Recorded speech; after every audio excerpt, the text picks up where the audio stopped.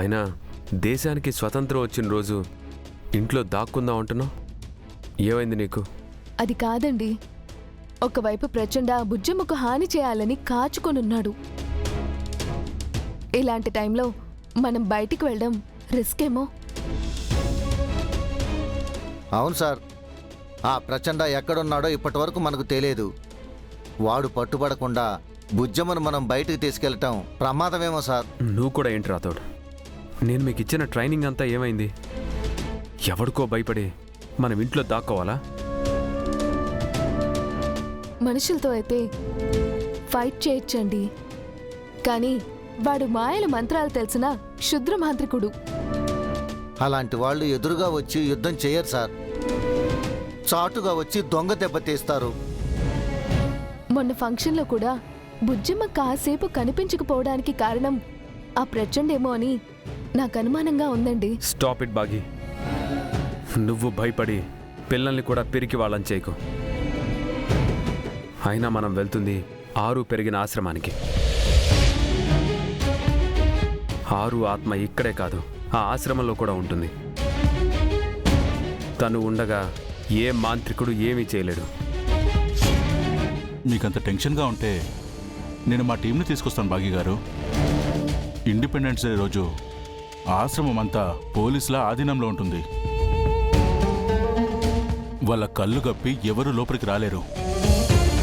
నూనెపార్థం, స్వేచ్ఛగా జరగాల్సిన స్వాతంత్ర దినోత్సవాన్ని భయం నీడలో జరుపుకోవడం నాకు ఇష్టం లేదు. ఎవరొస్తారో రానివ్వు, నేను చూసుకుంటాను. అది కాదండి. ప్లీజ్ బాగి, నీ భయాన్ని అందరికీ అప్లై చేయకు. కాస్త ధైర్యంగా ఉండడం నేర్చుకో.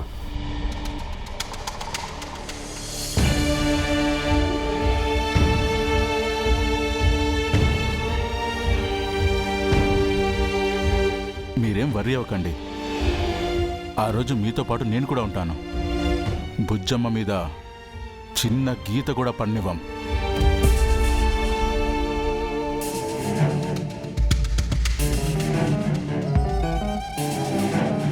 సారు పార్థు సారు మనకు హామీ ఇచ్చారు, మనం ధైర్యంగా ఉండొచ్చు మిసమ్మా.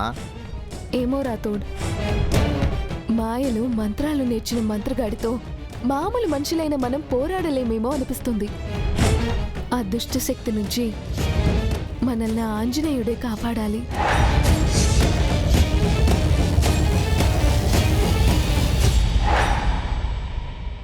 ఇండిపెండెన్స్ డే రోజు మనం ఆశ్రమానికి వెళ్ళాలని డాడీ చెప్పారు కదా.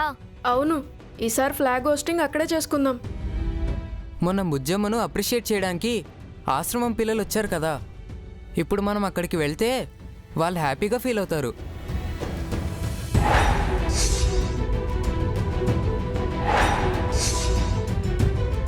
మొన్న పిల్లలతో పాటు ఓ పిల్లాడు జోకర్ల వేషం వేసుకొని వచ్చాడు కదా, అలా మనం కూడా ఏదైనా గెటప్ వేసుకొని వాళ్ళని ఎంటర్టైన్ చేద్దాం. చంబా, వెళ్ళి త్వరగా బొమ్మను తీసుకొచ్చేసాయి.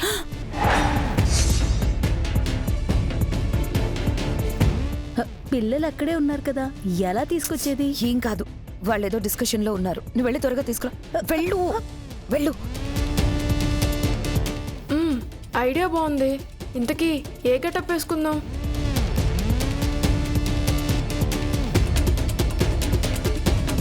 ఆ రోజు ఇండిపెండెన్స్ డే కదా, దానికి రిలేటెడ్గా గెటప్ వేసుకుందాం.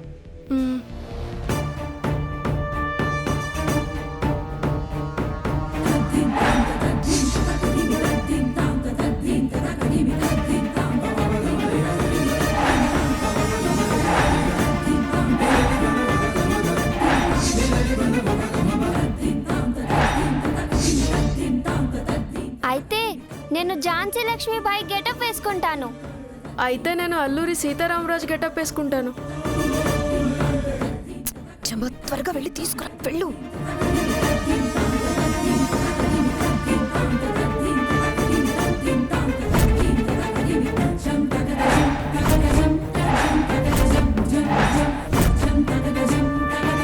నేను సుభాష్ చంద్రబోస్ గెటప్ వేసుకుంటాను.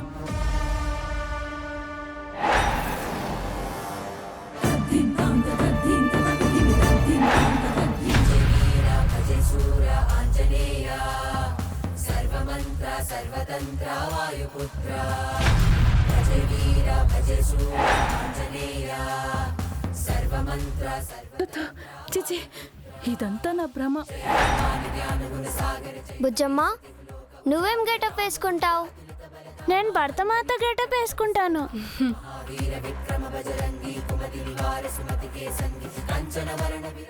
ఏంటి త్వరగా తీసుకురా.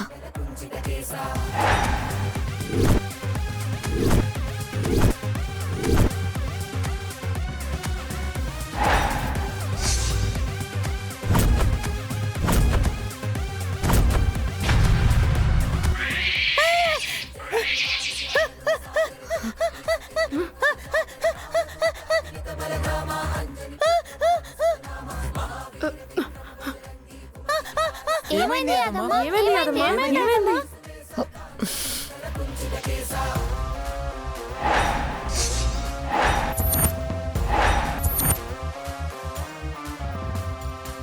యాదమ్మ ఏమైంది?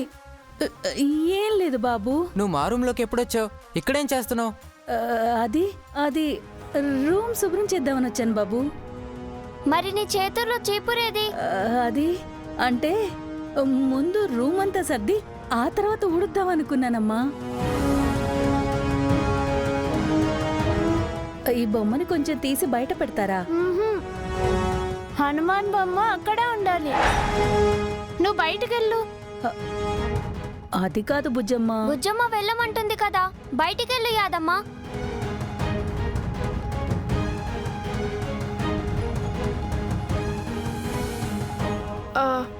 మన గెటప్స్ గురించి డాడీకి మిస్ అమ్మకి చెప్పి కాస్ట్యూమ్స్ తప్పించుకుందాం. అలాగే. అలాగే.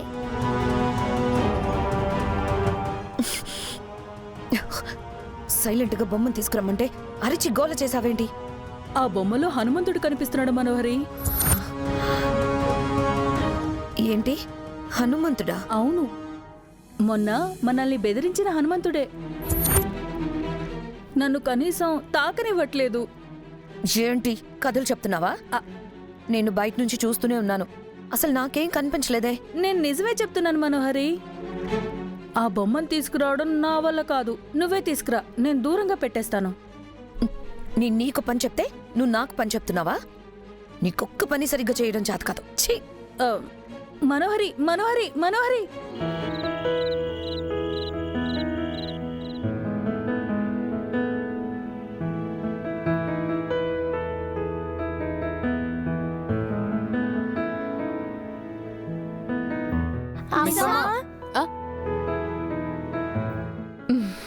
ఏంటి అందరూ హోంవర్క్ చేస్తారా? చేశాం మిస్ అమ్మా.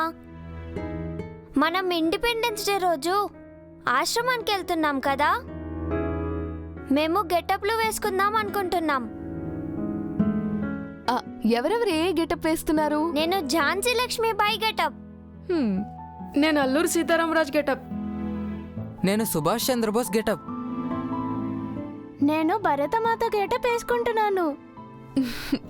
Super, nice selection.